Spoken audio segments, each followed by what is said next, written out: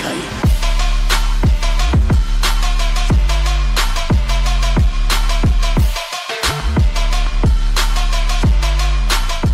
Makalipas ng ilang minuto matapos ng mga pangyayari ay tumungo tayo sa gitna ng kagubatan sa loob ng kulay dilaw na gate kung saan nagpapatuloy pa rin ang pagkalat ng kakaibang tunog sa malaking parte ng gubat.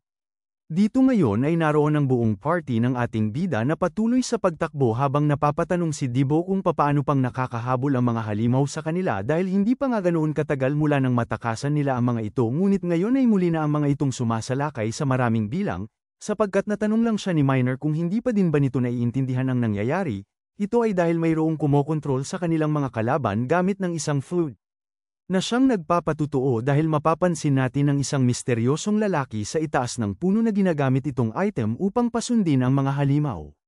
Dahil dito, nag-utos si Kiri kay El na gamitin nito ang kanyang item para malaman kung saan ang gagaling itong tunog na sinagot nito na ito'y kanya nang ginagawa ngayon.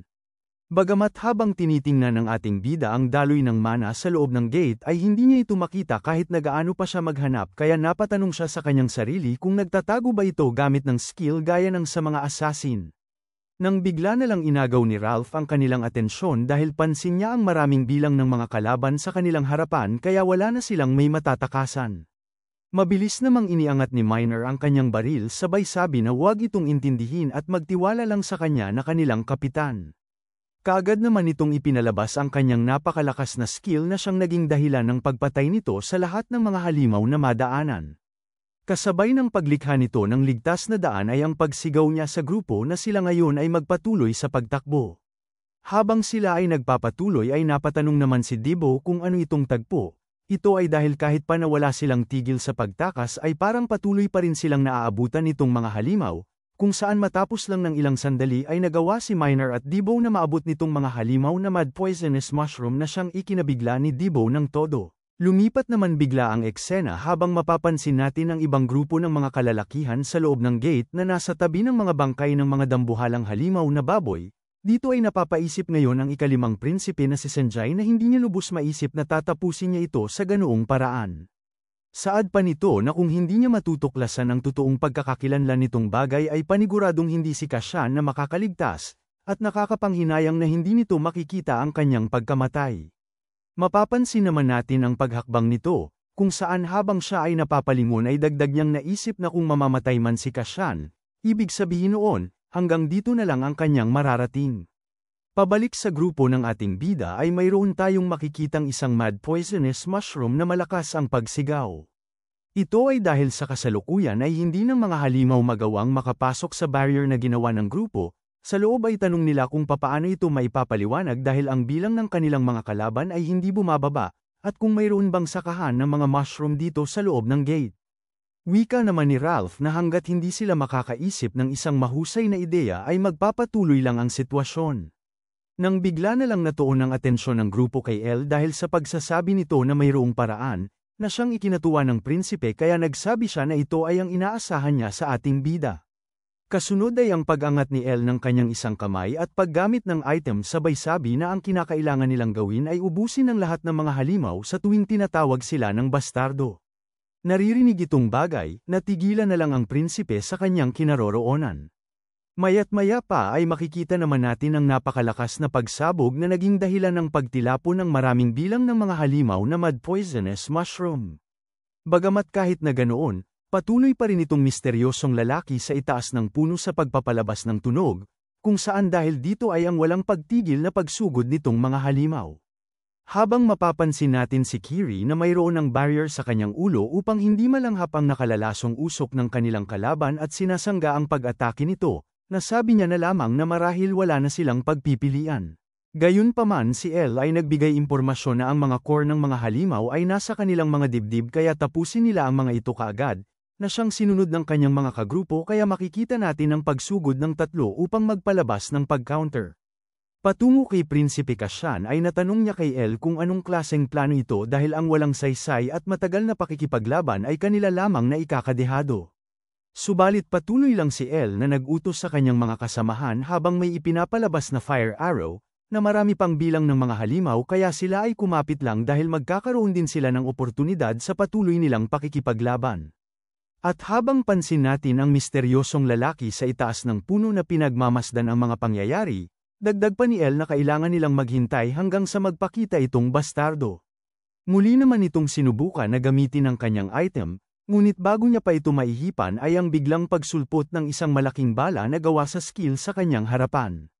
Pero sa kasamaang palad ay nagawa niya itong maiwasan sa pamamagitan ng mabilis na pagtalon pababa sa puno. Dahil sa paglitaw nito ay nagsaad si Miner habang angat-angat ang kanyang baril na sa wakas ay nahanap niya din itong mahilig mamboso. Kasunod ay ang pagpapaulan niya ng pagbaril sa bastardo ngunit nagawa niya itong lahat na mailagan. Upang ito ay matigil ay muli namang inilagay ng misteryosong lalaki ang kanyang item sa kanyang bibig para ito'y gamitin.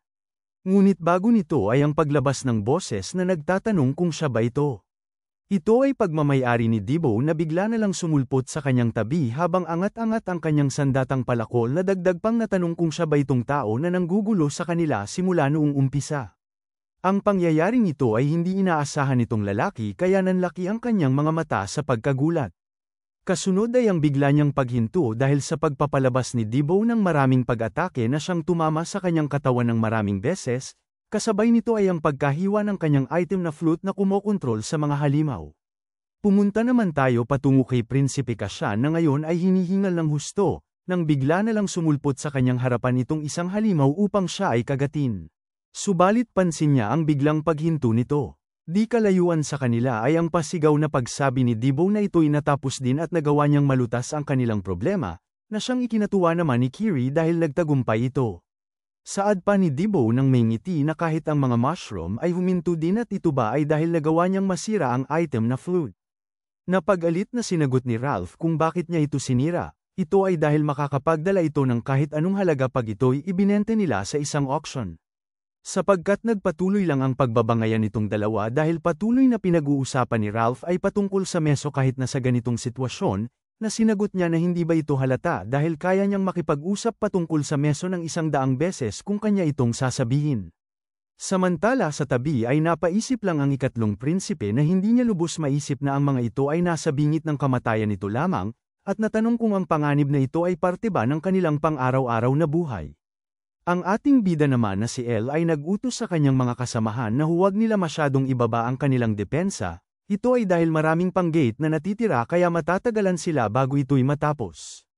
Kaagad naman silang tumungo sa isa pang gate upang magpatuloy sa kasunod na parte nitong misyon, at habang sila ay nagpapatuloy ay nagsabi si Debo na huwag siyang mag-alala sa kahit anong bagay dahil kung anuman ang bagay na naghihintay sa kanila, ito'y wala lang. Makalipas ng ilang sandali pagkatapos nilang makapasok sa kasunod na gate ay mapapansin natin ang kanilang pagbalik sa eksaktong lokasyon noong una silang pumasok sa kulay dilaw na gate. Nag-iba naman bigla ang reaksyon sa mukha ni Debo at napuno siya ng pagkabahala. Ito ay dahil kagaya ng dati, naroon muli itong misteryosong lalaki na muling ginamit ang kanyang flute. Na siyang gaya din sa oras na pagpasok nila sa gate ay ang pagpapalabas nito ng kakaibang tunog sa malaking parte ng kagubatan. Subalit naiiba ito ngayon dahil ito'y napakalakas sa puntong napahawak na si Miner sa kanyang ulo dahil sa tindi nito. Samantala sa tabi ay napaluhod naman si Ralph at Kiri sa lakas nitong tunog kung saan parang sasabog na ngayon ang kanilang mga tenga. Ang prinsipe naman ay napasigaw kay Elle at natanong kung hindi ba't kanila na itong napatay. Sapagkat hindi ito ang sitwasyon dahil habang mapapansin natin ang muling pagsugod ng maraming bilang ng mga mad poisonous mushroom, sa itaas ng puno ngayon ay hindi lang isa kundi dalawa ng misteryosong lalaki na nagpapalabas nitong tunog gamit ng item. Naisip naman ni Elle habang nagpapalabas ng kanyang skill na fire arrow na hindi ito makatwiran, ito ay dahil sunod-sunod na nangyayari ang mga hindi kapanipaniwalang bagay. Kagaya ng paulit-ulit na lugar, kasunod noon ay ang mga kalaban na hindi mapatay. Nababahalang hindi ito mapapatay sa pagkakataong ito, natanong ni Elle sa kanyang sarili kung ano ang kanyang gagawin. Nang may bigla na lang siyang napansing nilalang na umakyat sa kanyang balikat, ito ay ang kanyang pet snail na nagngangalang Mano na unang lumabas sa nakaraang mga kabanata. Lumipat naman ang eksena patungo kay Kiri at Debo na patuloy na nakaluhod sa lupa dahil sa matinding tunog, at dito ay ang paglapit sa kanila ng isang mad poisonous mushroom. Nang magkaroon nito ng sapat na distansya ay ang pagpapalabas ng laso nitong halimaw sa paligid, na siyang kaagad na tumalab kay Debo kung saan habang tumutulo ang laway nito at namumula na ang kanyang mga mata dahil sa nalalanghap niyang lason ay napamura na lamang siya. Maya't maya pa ay ang paglapit ng kanilang kalaban sa kanyang harap, kaya wala na itong may nagawa kundi ang mapaisip na ito na ang kanyang katapusan. Subalit bago nito ay mayroon tayong makikitang pagkawasak ng isang kahoy na bagay gamit ng apoy, na siyang naging dahilan ng biglang paghinto nitong pag-atake ng mad poisonous mushroom gamit ng kanyang matalim na kuko sa sandaling marating na nito ang mata ni Debo. Sa tabi ay nagulat naman si Kiri dahil sa mga pangyayari sa paligid, ito ay dahil pansin niya ngayon ang mga halimaw na unti-unting nagiging usok. Kung saan matapos lang ng ilang sandali ay ang tuluyang paglaho ng mga ito sa kagubatan kaya napatanong ang grupo kung ang mga ito ba ay nawala.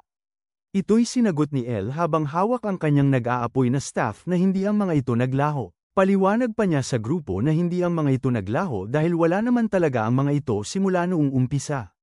Hindi maproseso ang sinabi ng ating bida, nagugulat na natanong ni Debo kung ano ang ibig niyang sabihin. May seryosong pagtitig itong sinagot ni El na sila ay napakadaling naloko na parang mga tanga.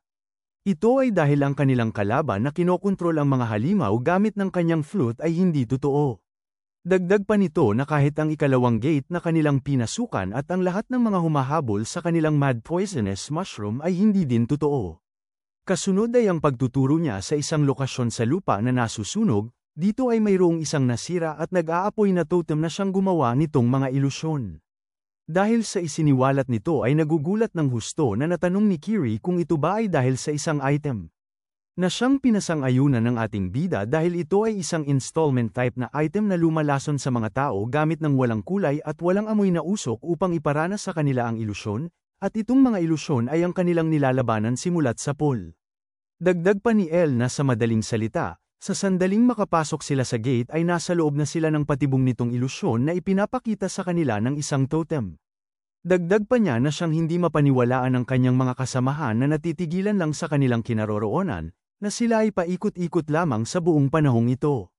Saad pa ni El na salamat sa kanyang pet snail na si Mano ay nagawa niyang maunawaan itong totem, ito ay dahil ang tanging hindi naapektuhan ay ang kanyang alaga.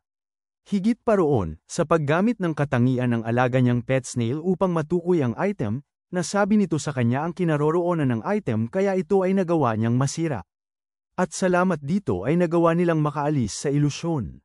Napabuntong hininga naman ng malakas si Debo dahil inaakala niyang sila ay talagang mamamatay na sa pagkakataong ito, kasunod ang pagpapasalamat niya kay Mano, na siya namang ikinatuwa nitong nilalang. Bagamat si Kashan ay napaisip at nagsabi na hindi niya alam kung ang kanyang mga kapatid o di kaya si Areda ang naglagay nitong patibong at hindi niya inaasahang maghahanda ang mga ito ng ganito, at nag-aksaya sila ng maraming oras.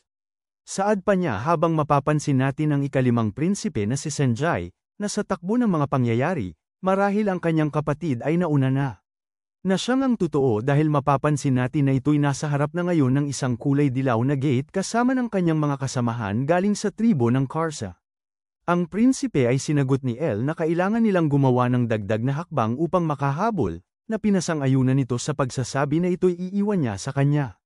Dagdag pa nito habang makikita natin ang nasirang totem habang sila ay nagpapatuloy, na kahit sino man ang kanilang kalaban, hindi sila maaaring mahuli.